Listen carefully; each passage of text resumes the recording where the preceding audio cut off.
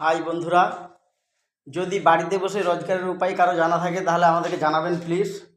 কারণ এই গরমে অবস্থা আমাদের খুবই খারাপ। এই দেখুন মিস্ত্রি কাজ করছে, উপরে টিনের চাল আর নিচে এই যে টাইলস বসছে। গরমে দেখছেন আমাদের অবস্থাগুলি কি হয়েছে।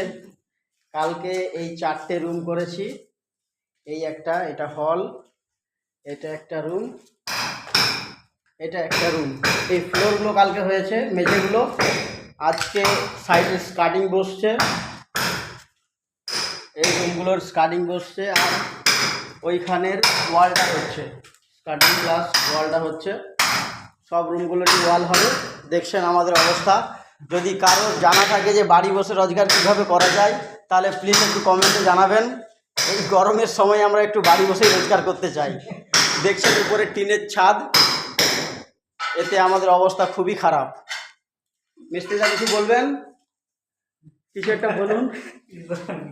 ঠিক আছে বন্ধুরা, কমেন্ট করে জানাবেন বাড়ি বসে কীভাবে রোজগার করা যায়। এখন রাখছি।